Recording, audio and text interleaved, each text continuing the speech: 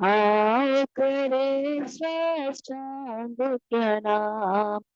ओ शास्त्र हो श्रेष्ठ है, अनुग्रह से मिलता है। मूसा से हो श्रेष्ठ है, अनुग्रह से मिलता है। छोटी दास नासिक में है, मुझे प्रेम से भक्तों से। आओ करे साष्टांग प्रणाम। हरि मसीह वो श्रेष्ठ है, वो स्वर्गीय याजक हमारा है। हरि मसीह वो श्रेष्ठ है, वो स्वर्गीय याजक हमारा है। पूर्ण पवित्र पात्र है, मुझे सीधे मन से। आओ करो साष्टांग प्रणाम। मंदिर से वो श्रेष्ठ है, मंदिर में उसकी महिमा है। मंदिर से वो श्रेष्ठ है, मंदिर में उसकी महिमा है। मंदिर हमको बनाया है, मुझे पवित्रता से। आओ करो साष्टांग प्रणाम। योना से वो श्रेष्ठ है, पापी का ढूंढने वाला है। योना से वो श्रेष्ठ है, पापी का ढूंढने वाला है। पाप को उसने उठाया है, मुझे पूरे दिल से। आओ करे साष्टांग प्रणाम। आत्मा और सच्चाई से प्रभु यीशु को किसी शालोम, शालोम और शालोम। प्रभु यीशु की शांति जो समझ से बाहर है सॉरी, हमारे जीवनों में बनी रहे। हम श्रेष्ठ गीत चौथे अध्याय के अनुसार देख रहे हैं कि किस प्रकार से प्रभु की सुंदरता जो है वो विश्वासी में दिखाई दे रही है। और वो प्रभु प्रभु अपनी सुंदरता को जब विश्वासी में, अपनी दुल्हन में देखता है, तो वो खुद भी बहुत प्रसन्न होता है और उसकी प्रशंसा करता है। आप हर एक जन उसकी विश्वासी, उसकी कलीसिया है, उसकी दुल्हन है, और वो आपकी प्रशंसा कर रहा है। आपके क्योंकि वो अपनी आंखों की छवि को आपकी आंखों में देख रहा है। वो आपके बालों के अंदर अपने बालों को, मतलब उसके पीछे जो सारी चीजें उसको देख रहा है। और उसके उसके दांत भी जो है वो उसके समान ही है। और होठ और उसके कपोल जो हमने कल देख लिया था, उसका उसका गाल जो है, वो सब के सब चीजें जो है प्रभु यीशु मसीह अपनी सुंदरता को, अपनी खूबियों को जब अपने विश्वासी के जीवन में देखता है, तो उसको बहुत बहुत अच्छा लगता है। उसको बहुत वो उससे प्रसन्न होता है। और फिर उसके बाद आज हम देखते हैं कि उसको और क्या चीज कलीसिया में या एक विश्वासी के अंदर अच्छी लगती है। तो उसका गला, जो कि 4 का 4 में हम लोग पढ़ते हैं, श्रेष्ठ गीत 4 का 4। तेरा गला दाऊद की मीनार के समान है, जो अस्त्र शस्त्र के लिए बना हो, और जिस पर 1000 ढालें टंगी हों। हालेलुया, प्रभु का धन्यवाद हो। और ये जो गला है वो एक दाऊद की मीनार के समान है, जो बहुत ऊंची होती है। और वो जो ये गला है जैसे कि मीनार के समान है, बहुत ऊंचा।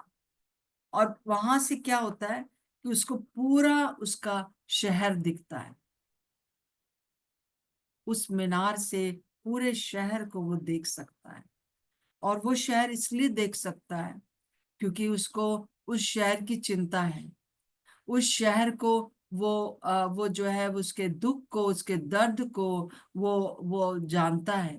सो प्रभु यीशु मसीह की ये क्वालिटी दाऊद में थी। और दाऊद के समान ये क्वालिटी जो है, ये जो विशेषता है, ये हमारे अंदर भी है कि हम भी अ, बहुत ऊंचाई से पूरे उस चीज को देखते हैं जो कि जिस तरह से परमेश्वर जो है शहर को और दुनिया को देख रहा है। इन दिनों में जो कुछ भी हो रहा है, हमारा दृष्टिकोण हर एक के प्रति वैसा ही हो जैसा परमेश्वर का है। और वो बहुत ऊंचाई से देखता है। हमारे जो विचार हैं, हमारा जो देखना है, लोगों को देखना, शहरों को देखना, देशों को देखना, वो सब परमेश्वर के समान हो जाए, यीशु मसीह के समान हो जाए। ना कि बस हम कुबड़ी की तरह, वो जो 18 साल से वो कुबड़ी आती थी कलीसिया में, परंतु ऊपर कभी नहीं देख पाती थी, हमेशा जो है जमीन पर ही देखती थी। परंतु प्रभु का धन्यवाद हो कि प्रभु यीशु मसीह जो है ऊंचे देखता है। और ये जो ऊंचाई है, वो यहाँ पर इसलिए नहीं दिखाया गया कि एक एक घमंड के कारण नहीं। एक तो होता है ना, स्टिफ नेक होती है ना, एक एक गला होता है जो कि अकड़ी हुई गर्दन होती है ना। कहते हैं ना भैया, इनका बड़ा घमंड के कारण बिल्कुल इनकी जो जो गर्दन है वो बिल्कुल स्टिफ है, वो अकड़ी हुई है। अकड़ी गर्दन को प्रभु पसंद नहीं करता है। परंतु प्रभु जो है वो गर्दन को पसंद करता है, जो ऊंची तो है, उसको प्रभु ने ऊंचा कर दिया है ताकि वो सब कुछ देख सके। क्यों? क्योंकि उसके अंदर आज्ञाकारिता है। आज्ञाकारिता के कारण वो ऊंचा किया गया है। जैसा कि हम प्रभु यीशु मसीह के बारे में देखते हैं, फिलिपियों उसका 2 का 5 से 11, स्मिता पढ़ दीजिए। देखिए जी। कैसे यीशु मसीह के लिए क्या कहा गया है। जैसा मसीह यीशु का स्वभाव था, वैसा ही तुम्हारा भी स्वभाव हो, हम्म। जिसने परमेश्वर के स्वरूप में होकर भी हम्म। परमेश्वर के तुल्य होने को अपने वश में रखने की वस्तु न समझा, वरन अपने आप को ऐसा शून्य कर दिया और दास का स्वरूप धारण किया और मनुष्य की समानता में हो गया और मनुष्य के रूप में प्रकट होकर अपने आप को दीन किया और यहाँ तक आज्ञाकारी रहा कि मृत्यु, हाँ, क्रूस की मृत्यु भी सह ली। इस कारण परमेश्वर ने उसको अति महान भी किया और उसको वह नाम दिया जो सब नामों में श्रेष्ठ है, कि जो स्वर्ग में और पृथ्वी पर और पृथ्वी के नीचे है, वे सब यीशु के नाम पर घुटना टेके और परमेश्वर पिता की महिमा के लिए हर एक जीव अंगीकार कर ले कि यीशु मसीह ही प्रभु है। प्रभु का धन्यवाद हो कि यीशु मसीह 9th वर्ष में जो है हम देखते हैं, इस कारण, किस कारण? क्योंकि उसने वो इतना दीन बन गया प्रभु कि उसने क्रूस की मृत्यु भी सह ली। आप सब जानते हैं कि क्रूस की मृत्यु के ऊपर क्या हुआ। और इसलिए परमेश्वर पिता ने उसको इतना महान किया कि उसको वो नाम दिया जो सब नामों से श्रेष्ठ है। और स्वर्ग में और पृथ्वी पर हर जगह पर उसके वो सब कुछ उसके उसके उसके नीचे कर दिया। सो ये है सच्ची आ, आ, अधि आ, आ, सच्चा सच्ची बढ़ोतरी, आज्ञाकारिता। और उसके कारण उसको जो है एक एक स्टिफ नेक नहीं मिली है, पर ऊंची, ऐसी सुंदर और ऊंची गर्दन उसकी है कि उसके सामने सब लोग जो है वो झुकते हैं। क्योंकि ये जो नेक है वो प्रभु परमेश्वर पिता के सामने झुक गई, इसलिए उसको ऊंचा किया। कई लोग जो है घमंड के कारण वो रहते हैं ना, स्टिफ नेक वाले रहते, परंतु प्रभु ने ऐसा नहीं किया।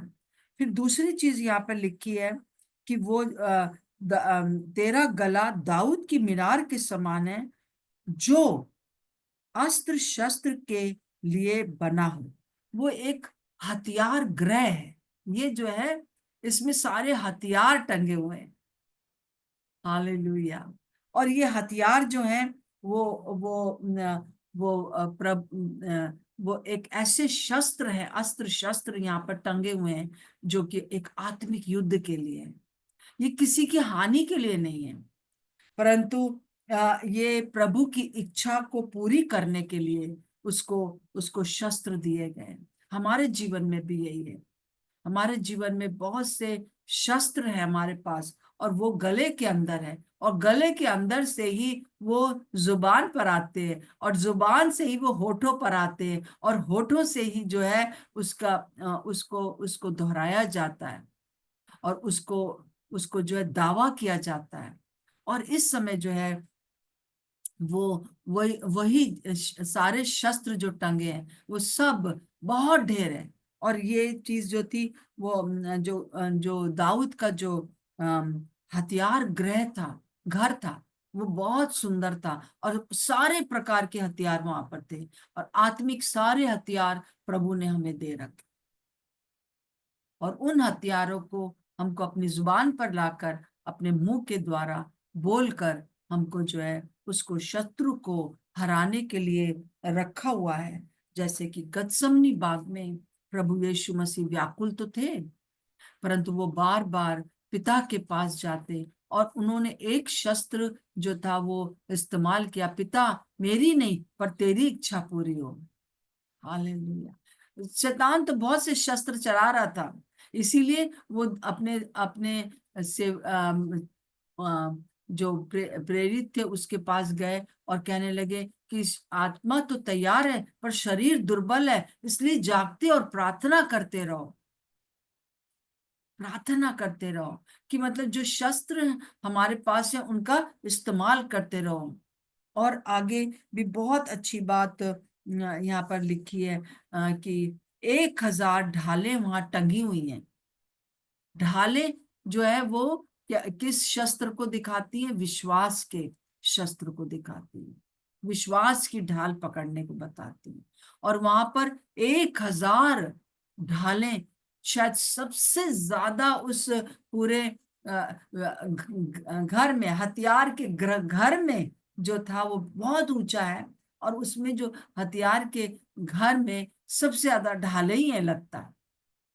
और आपको मालूम होना चाहिए कि पूरी बाइबल में 8000 जो है वो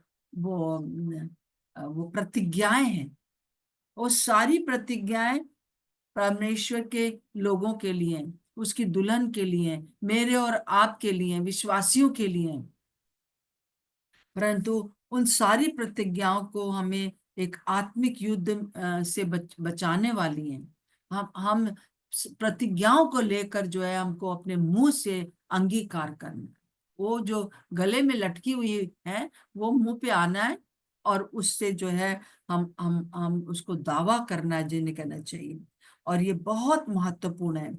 और हमारा बोलना जो है वो बहुत महत्वपूर्ण है। बोलना कहाँ से आता है? ये कॉर्ड से आता है ना, गले से आता है ना। आवाज जो है हमारी कहाँ से आती है ना? जुबान और होठ और वोकल कॉर्ड जो है वो सब मिल के जो है जो हमारा बोलने का जो आवाज का जगह है वो सब एक है। और ये प्रतिज्ञाएं बोलने के लिए हैं। सो हमको इनको बहुत इस्तेमाल करना है कि घमंड के लिए नहीं, दीनता के साथ, आज्ञाकारिता के साथ। प्रभु चाहता था उस समय बहुत से एंजल्स वो कह देता कि हमको बचा लीजिए। प्रभु तो 10,000 पलटन को भेज देता पिता परमेश्वर उसके लिए, परंतु क्या यीशु मसीह के द्वारा वो जो जिस काम के लिए वो आया था वो पूरा हो पाता? मानव जाति बच पाती? नहीं। इसीलिए प्रभु यीशु मसीह 3 बार गया और उसने कहा कि मेरी नहीं पर तेरी इच्छा पूरी हो। और फिर उसके बाद हम देखते हैं कि हमारा जो बोलना है वो बहुत इंपॉर्टेंट है।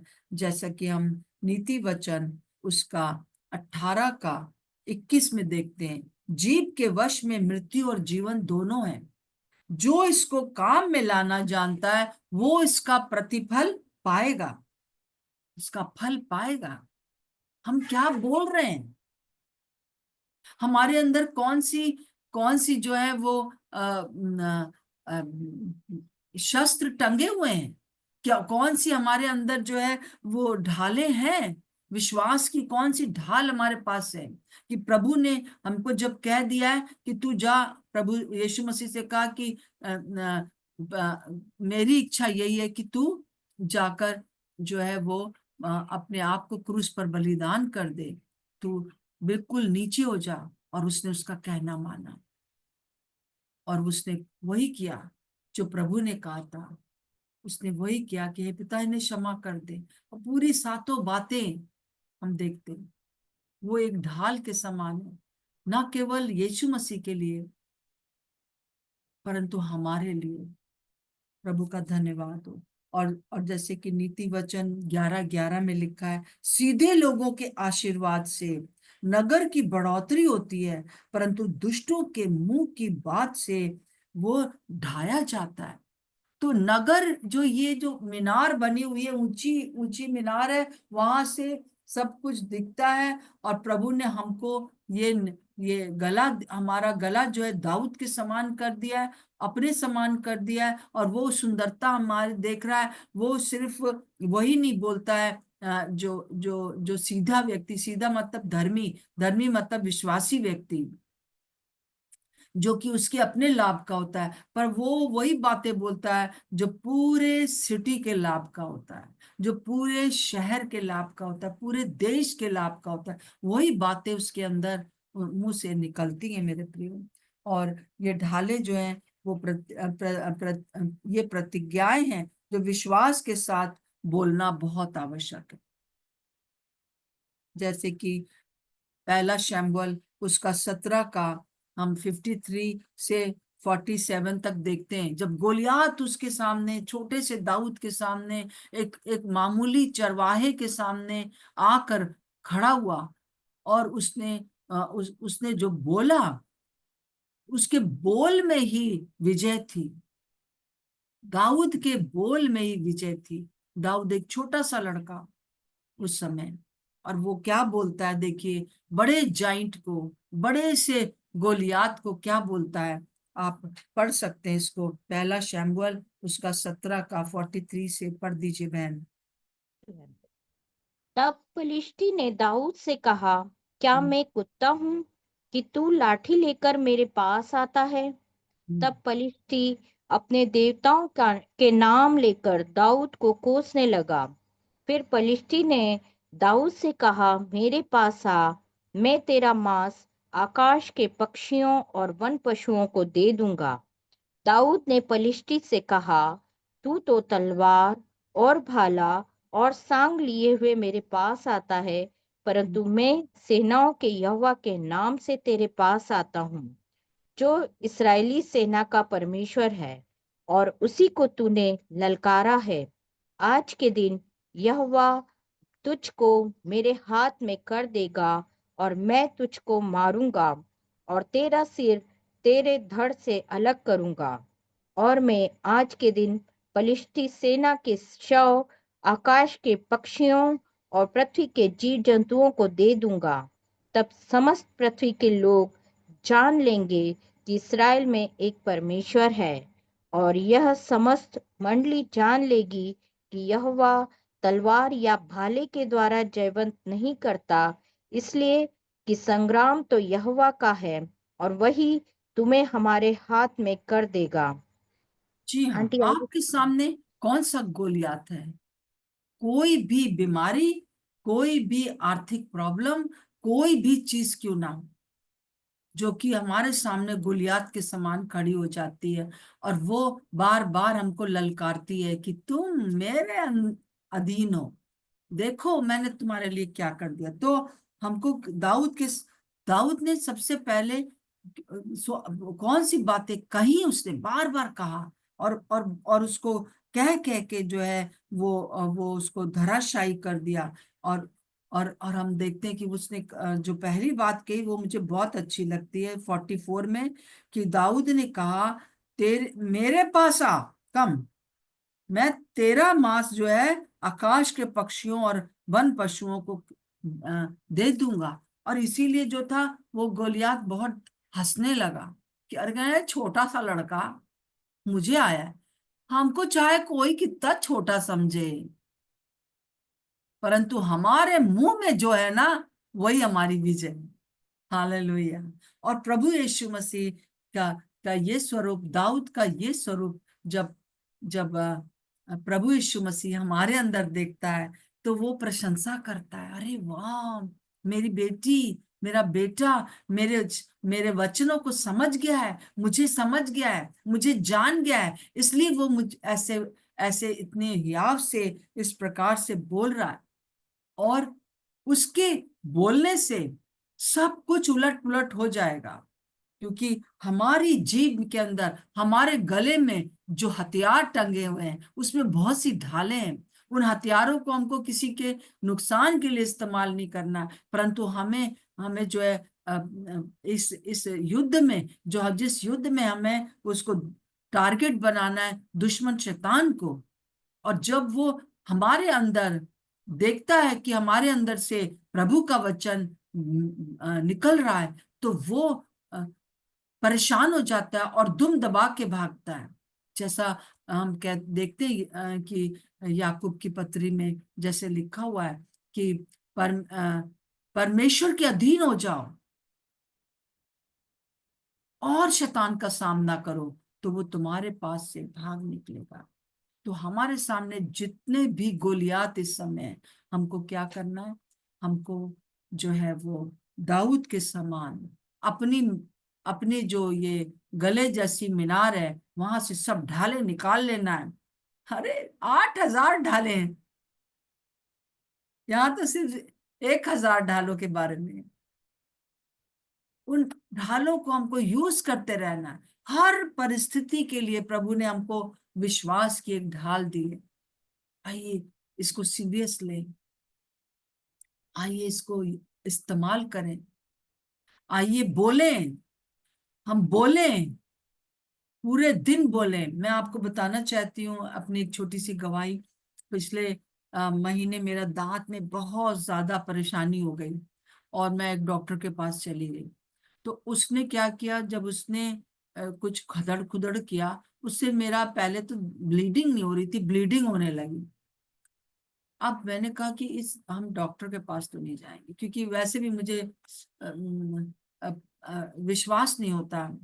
अ, तो मतलब विश्वास की बात नहीं है, डॉक्टर के पास जाने से इस समय बड़ा डर लगता है कि यहाँ जाओ तो वो कहेंगे ये चेक करवाइए, वो चेक कराइए, वो अल्ट्रासाउंड कराइए, ये कराइए। मेरे पास इतना टाइम नहीं है और ना ही मेरे पास ये फालतू का मैं उन लोगों के ऊपर खर्चा करना चाहती हूँ। तो मैंने बस कुछ वचनों को लिया और बोलना शुरू किया। उसने मुझे कहा था कि आपकी एज के हिसाब से ये दांत जो है वो घिस रहे हैं। मैंने कहा नहीं, मेरे ऊपर कोई भी, मेरे दांतों के ऊपर भी कोई भी बुढ़ापे का चिन्ह नहीं दिखाई देगा। और मैं आपको बताना चाहती हूँ कि इतने दिन से मैं परेशान थी, कभी उसने वो दिया, ये दिया, सब कुछ कर रही थी, परंतु जैसे ही मैंने वचनों को क्लेम करना शुरू किया मुंह से, वैसे ही एक दिन के अंदर, क्या एक नाइट के अंदर, सुबह उठी, मुझे इतने बड़े बड़ा थक्का निकलता था ब्लीडिंग का, परंतु सब बंद हो गया। हालेलुया। ये छोटा सा बता रही हूँ। और न केवल प्रभु मुझे अपने लिए ढाल देता है, परंतु मेरी मीनार को, हमारी मीनार को उसने ऊंचा किया है, ताकि वहां से हम जो है हर एक को देख सके, जो विश्वासी हैं उनको भी देख सके, उनको भी उस प्रॉब्लम में से निकाल सके, उनके लिए वो ढाल इस्तेमाल कर सके जैसे यीशु मसीह ने किया। और हम अपने लिए तो करें ही, परंतु दूसरे जो दुष्ट आत्मा से ग्रसित हैं, जो जो परेशान हैं, जो दुखी हैं, चाहे वो विश्वासी हैं चाहे वो अविश्वासी हैं, अपने ढाल में से इन इन प्रतिज्ञाओं को लेकर विश्वास में आप कब बढ़ते हैं? मैंने इन दिनों में इस बात को और भी ज्यादा देखा है। जितना हम वचन पढ़ते हैं, जितना हम वचन को दोहराते हैं, बोलते जाते हैं, वो जब तक कि हमारे अंदर न समा जाए, अ, तब तक जो है वो बोलते रहिए। और जब समा जाएगा मन के अंदर, मन मतलब दिमाग, दिल, सब कुछ उसमें इन्वॉल्व है, इच्छा सब involved। प्रभु का धन्यवाद। अब ये सवाल उठता है कि हमारा बोलना जो है वो हम किससे बोलें? जब हम बोले तो ये प्रतिज्ञाएं किससे बोलें? सबसे पहले अपने आप से बोलिए। इसके लिए मेहनत करनी पड़ेगी। कुछ वचनों को लिखकर मैं आपको दिखाना चाहती हूँ। इस प्रकार से मुझे नहीं मालूम दिख रहा है कि नहीं, इस प्रकार से कुछ वचनों को लिखकर जो है आप दोहराते रहिए। दोनों तरफ मैंने लिख रखा है, और कई बार, अधिकतर रोज बरोज। और आजकल मैं यशाया 53 को दोहरा रही हूँ। यशाया 53 को दोहरा रही हूँ कि प्रभु ने मेरे सारे अपराध को, मेरे सारे अधर्म को, मेरे सारे पाप को, जो पुराने थे, जो कल मेरे से हो गए, जो आज मुझसे होंगे, वो सब पापों के लिए और सब अपराधों के लिए, सब अधर्म के कामों के लिए यीशु मसीह ने क्रूस पर उसका खुल्लम खुल्ला तमाशा बना दिया है। अब मुझे उन चीजों को लेकर जो है वो उनका दावा करना है। तेरा कोई अधिकार मुझ पर नहीं। कई दफा शैतान आता है बोलने के लिए कि तुमने ये किया होगा, वो किया होगा, इसलिए तुम्हारे साथ ये हो रहा है। पर चाहे हमने ये किया, वो किया, सब प्रभु ने माफ कर दिया। अगर हमने अभी तक किसी चीज के लिए माफी नहीं मांगी, अपने स्टिफ नेक की तरह के समान की हम हमारे अंदर कोई गलती नहीं है, तो उसको हटा दीजिए और प्रभु के सामने ये जो गर्दन है झुक जाए। प्रभु से पूछ लीजिए, प्रभु बता देंगे, पवित्र आत्मा बता देते, हर एक जन को बताते। और जब वो बता देते हैं तब हमको बस वो बातों को अपने लिए बोलना है। मेहनत करनी पड़ेगी इसके लिए। आप लोग सुबह उठ के यहाँ पर बैठ जाते हैं, आप लोग सुनते हैं, मेहनत करते हैं, शाबाश, प्रभु आप लोग को बहुत आशीष दे। सारी चीजें आपके यहाँ यहाँ पर जो है जमा हो रही हैं। अब इन जमा चीजों को अपने सामने अगर आप लिख लेंगे तब, और मुंह से बोलना शुरू करेंगे अपने लिए, तो ये क्या होगा, मन के अंदर समा जाएंगी।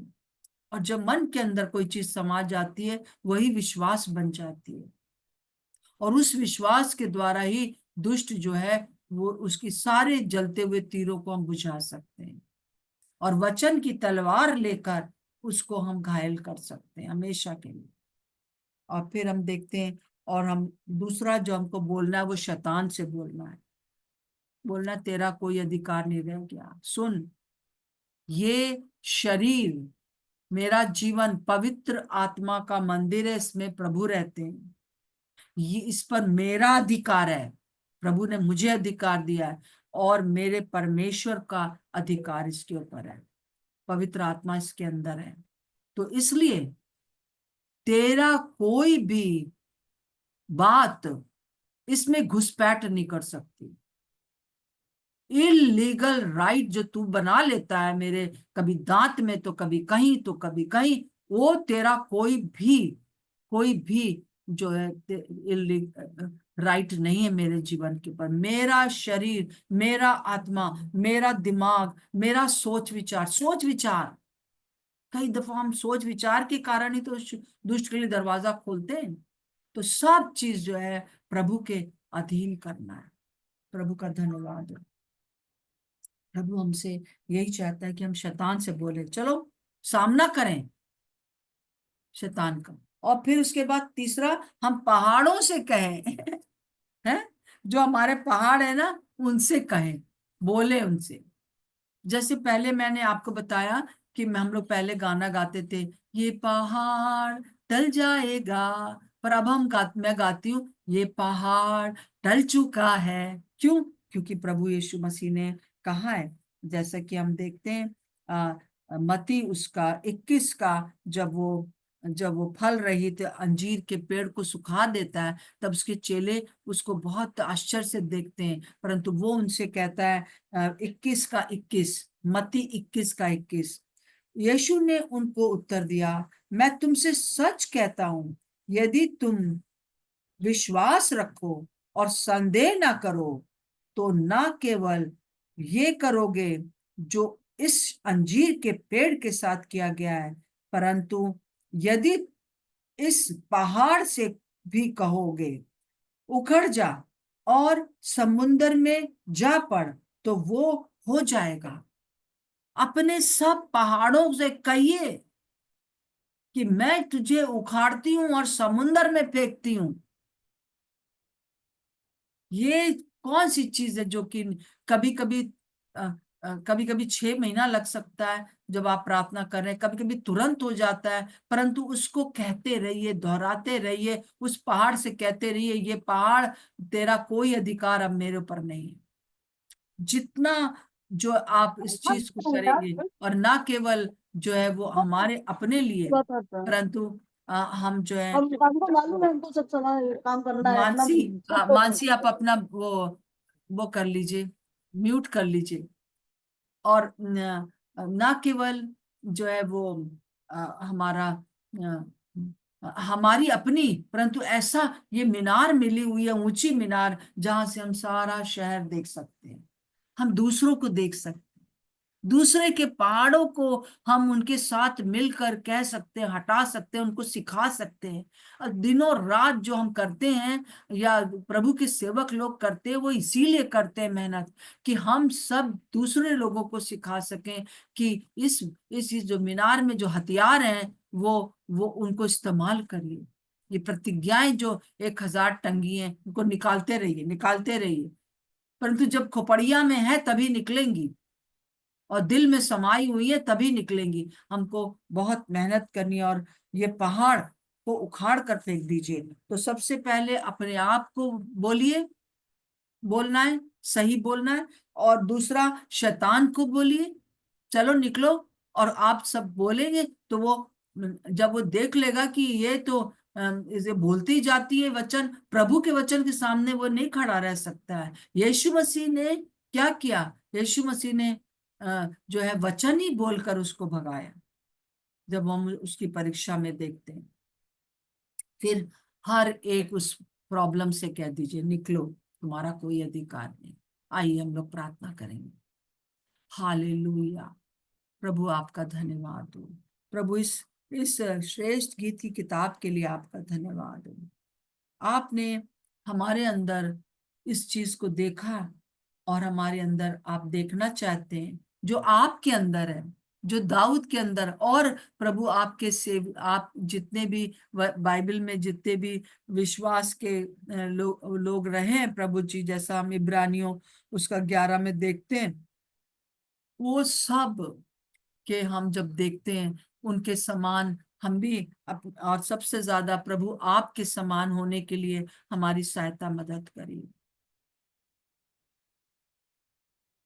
आपके समान हमारा गला हो जाए,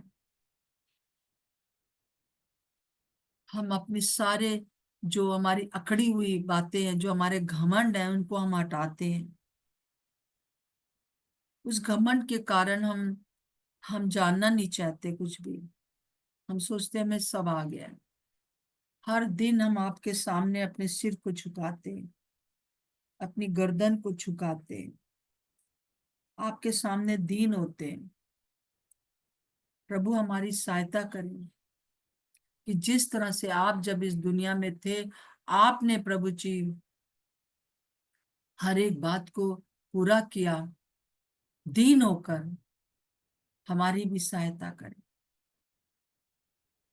प्रभु आप ऊंचे पर इसलिए चढ़ाए गए क्योंकि वहां से सारे पापों को, सब लोगों अ, के जो श्राप थे, पाप थे, अपराध के, अधर्म के, और और प्रभु सारी चीजों को आपने उन अपने ऊपर ले लिया। उसी प्रकार से हमारी सहायता करें कि हम भी प्रभु जी दूसरों के लिए हमारे मनों में एक बड़ी आपके समान प्यार रहे, ताकि हम दूसरों के लिए भी प्रार्थना करने वाले हो जाएं। प्रभु हमारी सहायता करें कि हम इन वचनों को पूरी तरह से विश्वास करके दोहरा सकें, अपने लिए बोल सकें। दुष्ट की कोई चाल हमारे पर चलने नहीं पाएगी, क्योंकि प्रभु हमारे साथ है। हमारे शरीर का प्रति एक अंग प्रभु यीशु का है। हमारी सारी हड्डियां यीशु मसीह के समान है। ओ रीखा बाबा राला बाबा, प्रभु आपका धन्यवाद हो। और हम उस दुष्ट शैतान को बोलने की सामर्थ हमें दें प्रभु जी। हम उससे कह सके कि तू निकल जा हमारे जीवन से, हमारे पतली गली से निकल जा। अब तू मेरे ऊपर बिल्कुल भी हावी नहीं हो सकता है, चाहे कितने भी गोलियात क्यों ना आ जाए। परंतु मैं वही बोलूंगी जो प्रभु ने मेरे मुंह में डाला है, जो मेरे गले में रखा है। प्रभु मैं आपका धन्यवाद हो। और हर पहाड़ हमारे जीवन का, हर पहाड़ जो हमें दिखता है, यीशु मसीह के नाम से वो पहाड़ उखड़ कर उस समुंदर में जा गिरे, जो वापस कभी नहीं आ सकता। धन्यवाद प्रभु, धन्यवाद प्रभु यीशु, धन्यवाद प्रभु यीशु। हर एक पहाड़ समतल भूमि हो जाएगा प्रभु, आपने कहा है, क्योंकि हमने आप पर विश्वास किया है, आपकी सारी उन प्रतिज्ञाओं पर विश्वास किया है। हमारी आज सहायता करें प्रभु, हम सब की, क्या हम वचन को समझने, प्रतिज्ञाओं को समझने में हमारी सहायता करें। हम अपने आप को आपके अधीन करते हैं, जैसे यीशु मसीह ने किया। प्रभु हम आपको थैंक यू बोलते हैं जब आप हमें अप्रिशिएट करते हैं। और प्रभु अंत में हम यही प्रार्थना आज आपसे करते हैं प्रभु जी, सब लोगों के साथ मिलके, कि ये शरीर हमारा पवित्र आत्मा का मंदिर है, और इस शरीर के ऊपर मेरा अधिकार है, और मेरे परमेश्वर का अधिकार है, मेरे यीशु मसीह का अधिकार है, और पवित्र आत्मा इसमें रहते हैं। इसलिए दुष्ट शैतान, तेरा कोई भी अधिकार, कोई भी घुसपैठ करने का मेरे जीवन में, हमारे जीवन में कोई अधिकार नहीं है। हम यीशु के लहू से ढपे हुए हैं, कोई अधिकार नहीं। इसलिए तू अपने सारे चीजों को लेकर, चाहे वो कुछ भी क्यों ना हो, निकल के चला जा हमारे दिमाग से। हमें जो नींद नहीं आती, कई लोगों को, उनको बहुत अच्छी नींद आएगी।